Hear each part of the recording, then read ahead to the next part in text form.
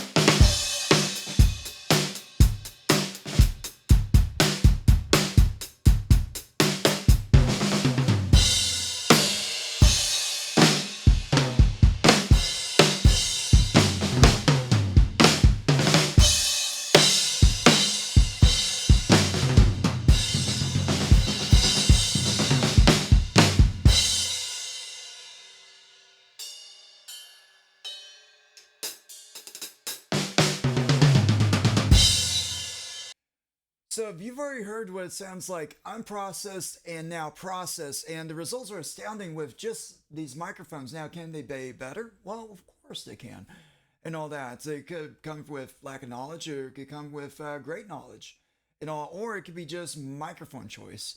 Now, the reason why we spend much on microphones is because we don't have to deal with this.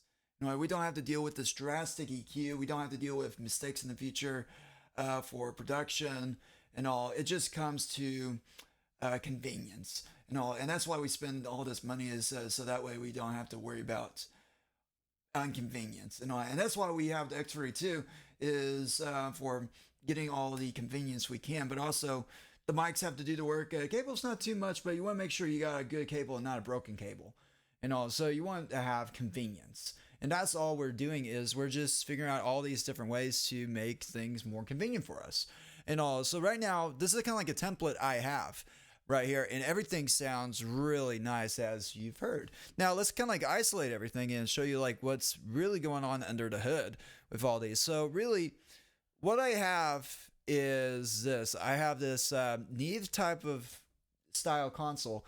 And really, like, there's a couple of common things you kind of start to see with these mics is that there's a lot of cutting and there's a lot of boosting and all. Now, for this one, I did cut a lot from the high end. So I'm doing a low pass right here.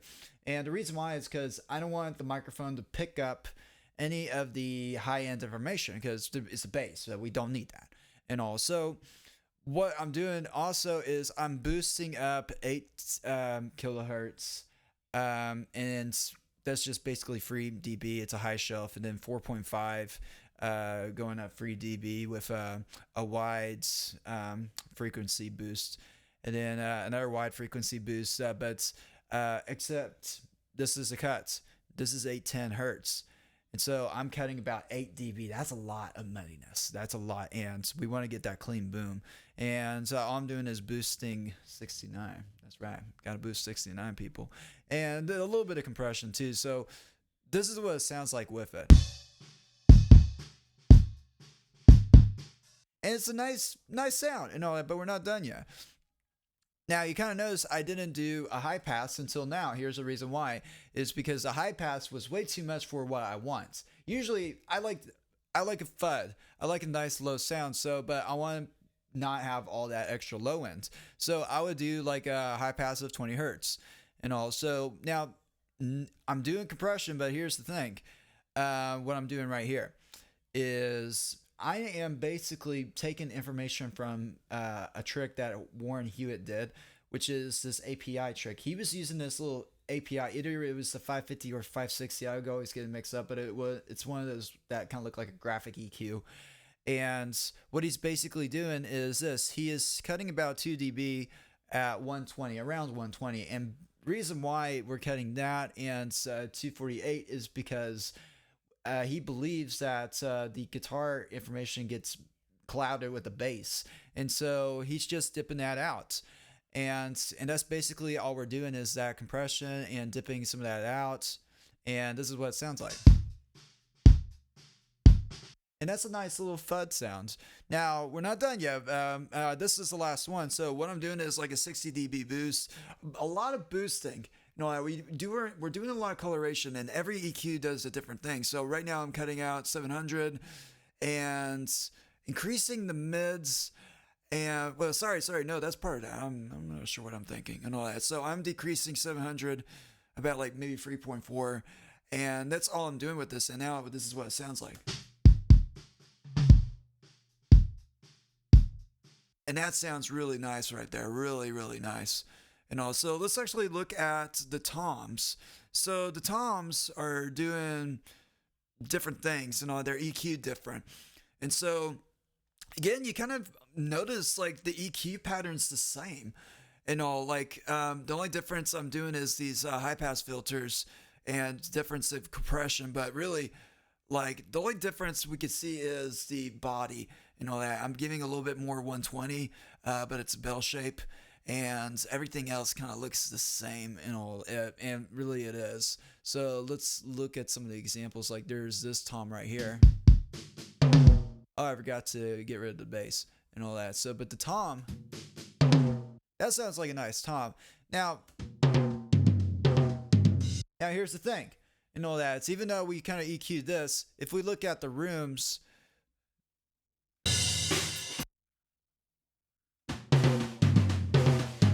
we're getting a totally different texture and all that. And there's really hard way.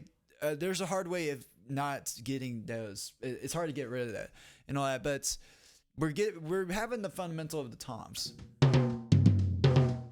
That's a pretty nice little sound that we have. It's a nice contrast that we're collecting out of this. And really, there's not much happening. Like this is the floor tom. Whoops, it went down there. And all that. So this is the floor tom settings right here. And all that. A lot of boosting. A little bit of cutting because the floor tom is way too ringy and all that. It sounds like an 808, especially on live settings. Everything that you're seeing right here, I actually copy and paste to the X32 and all. So I'm doing a little bit of boosting and all that. And really, I could get rid of that because you can kind of see where the faders are and all that. So, but that's basically my little setup, and it's pretty much almost exactly the same, just small tweaks to make sure that it just looks good. You know, that's all it is. Now, the magical part is the snare and all. So the snare, we are pretty much, let me get rid of some of this stuff right here. So the snare, we are pretty much doing this. I am doing a weird thing, which is a low pass and all that. Then I'm boosting a lot. So for the snare drum, I have to boost everything. Everything needs to be boosted. And then there's a little bit of cut of 870. And then I'm trying to give a little bit more body to this. And this is what it's, this is dry. Sorry, I need to solo that. That is just sad. And that's a sad snare and all that. But that's what you get. That's what you get. That's what you pay for. You know, if you think $500 is a lot, I'm sorry, but that's not enough. And all for a kit, like a great kit would be probably $2,000 and all that. But this is a great way to get you started because if you don't mind doing all this type of stuff, then go right ahead and all that. But for me, convenience is better and all that. But these are really great mics. Now that's a little bit better, but is it done? No. So the next part, I'm doing a high pass now. You know, because you know, I do not like the Neve high pass at all. So I'm doing the SSL high pass because it's perfect. And I'm giving a little bit more body, like a lot more body into the 200 range. And also, that is what I'm doing. And I'm giving a little bit more coloration at 2.4. And then I'm doing this high shelf. And this is what it sounds like. Now, that is pretty hot. You know, very hot, as Will Smith would say. But we pretty much accommodate that with this Kramer. And you can see I like using Kramer on snares. Well, on the drums specifically, or anything at all. And all. But you can kind of see that I'm doing like negative 15 dB of 15 hertz in this. And then I'm cutting about 1.4. And then I'm boosting the 10K by 8. And all. So, and this is what it kind of sounds like. That's a nice snare. Now, here's the thing. With all this boosting, sometimes when the snare comes in with the cymbal, it leaks out and it sounds nasty. And also what I do to accommodate that is a C6. Now, and really C6 is almost, it's literally the same thing as a C4. Don't get a C4, just get a C6 and all that. So that's so much better than this.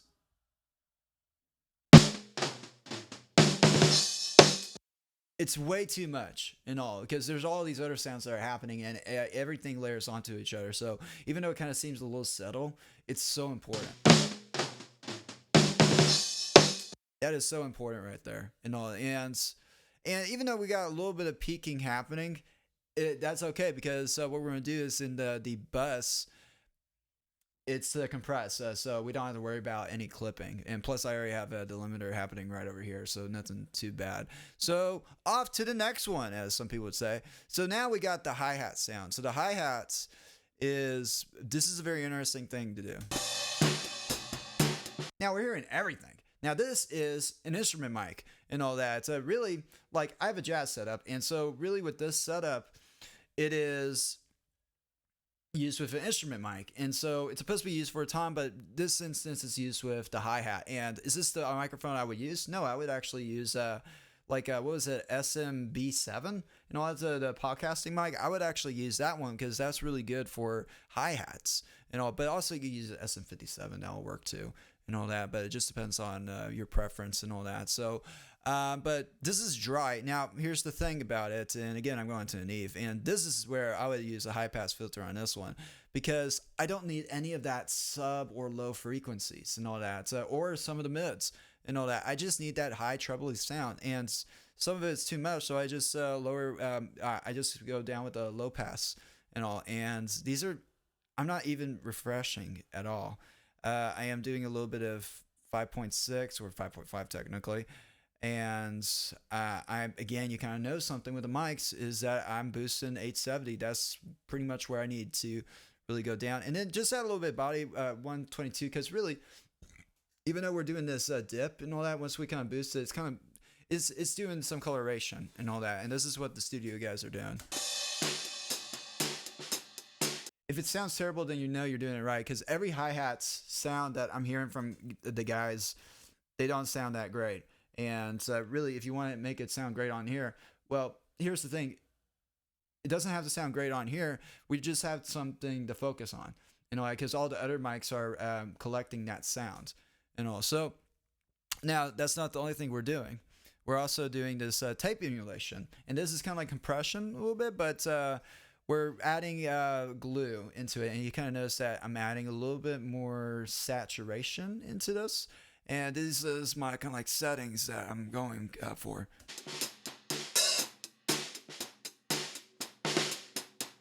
And it's not bad, that it's a nice warm little sound that we're getting from this. So now let's actually look at the overheads. So the overheads, exact same. Now it's hard left, hard right, and you kind of notice with my panning, I'm doing this specific panning so that way nothing's out of phase, or conflicting. Plus it's imaging, and this is what the drum set should look like and sound like. Some people might flip the whole thing around, and for me, like, this is the way I see the drum set, and this is where people should really see it in my eyes. And also, this is really how it's supposed to be. So if you get this wrong, it's not the end of the world. I thought it's like the same thing as a hi-hat and all. Like, literally, it is almost the same settings. Now here, these are different mics and all that. These are condenser mics. So the condenser has a different muddiness. It's like around 580, and I'm getting a little bit of body of 120. And this is what, so hold on real quick, hold on. So this is what it sounds like without.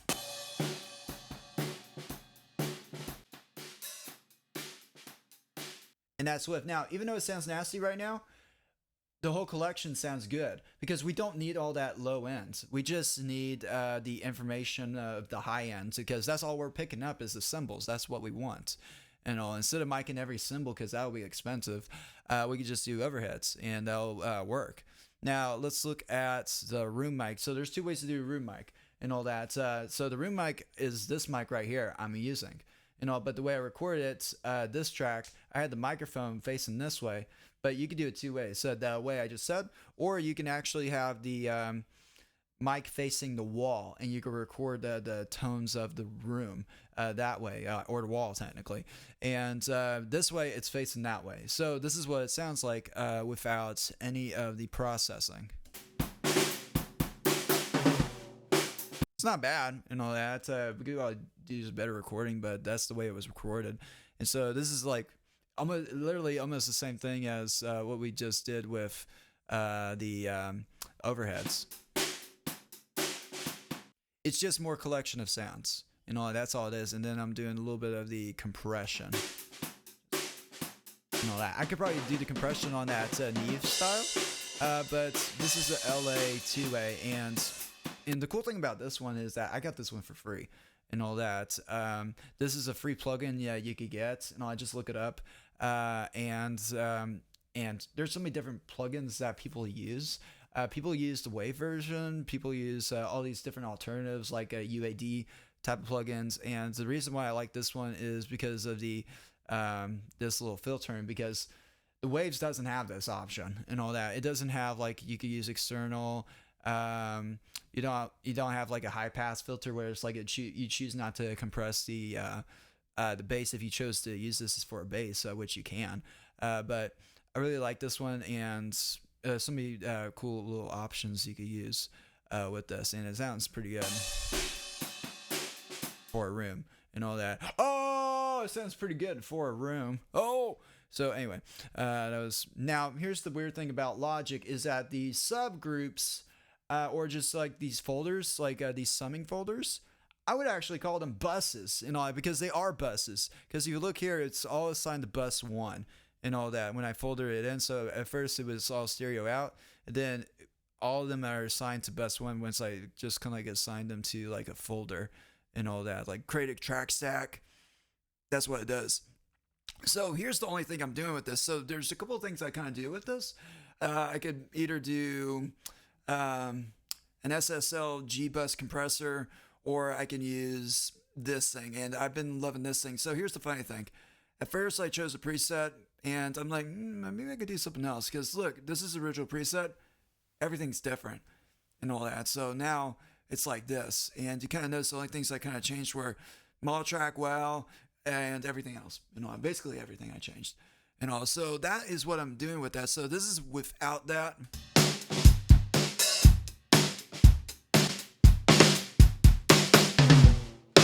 It's just colors. All we're doing is we're being sound alchemists, and we're just exploring with all these colors. Now, there's one more thing.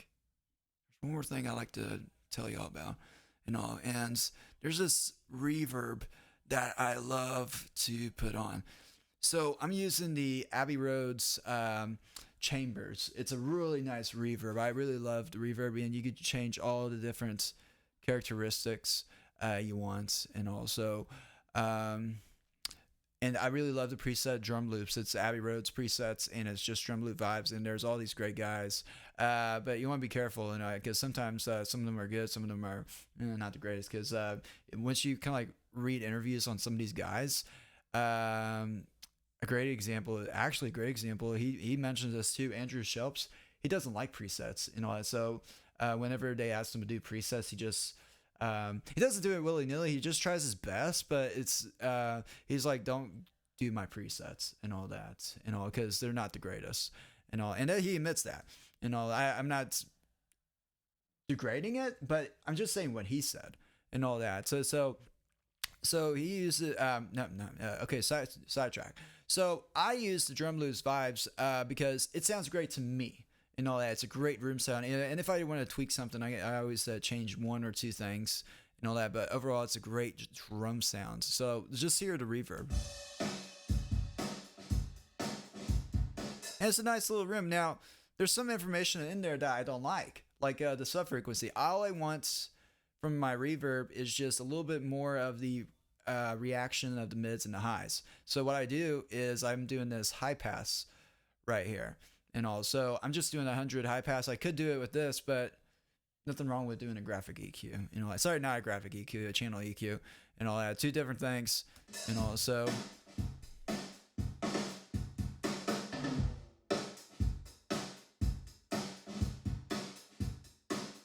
And that's the difference, very subtle and all that, but it's so important. And so if we added everything in together.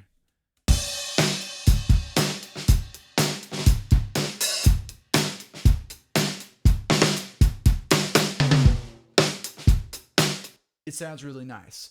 And this is what my chain looks like and all. So except for the L2, but that's just video type of stuff and all. And that's typically my setup and how I do drum stuff and all that. And you'll see this when I do my drum covers. Now, whenever it comes to covers or doing my music and all that, this is going to change and all that. What I just showed you will be up to change. And that's just the nature of music, where it's like you can't have the same setting for this song and then this song. It's all different because there's always a different texture. There's always a different thing that's happening. And so we have to accommodate that. And so there might be a heavy metal drum song and then or just a heavy metal cover, and I have to put drums over it. This setting would not be the perfect setting. I have to tweak it towards what the music needs and all that. Now, if it's a jazz setting, all this, it's like white clean and all that. I have to do totally different things and all that because we don't have to have too much processing in jazz music and all that. It's just tweaking and maintenance. That's all it is. And also, everything I just did, take a grain with salt and also, or pepper and all that, depending on what your taste is and all that. I like salt and pepper and all that, especially that little Groot and all that. What? I don't know and all that. You probably know what I mean. Anyway, so this is my setup, and this is actually testing out the X32 grab mount as well. And we can see from the wave files, it's nice, and nothing's boosted. The preamps they are, but in here nothing's boosted at all. Like all this is just boosting EQ, doing the compression, make sure everything's leveled, and it's all coming together really well. And this is just what the drums look like. They look awesome. That they sound awesome too. And this is how you get some cheap mics to sound pretty good. And $500, that is kind of cheap a little bit. But this is just a short term getting your gear sounding fantastic and all that. So hopefully you learned something. I'm Todd Blackman, your son's drummer, and you know what to do, motherfucker.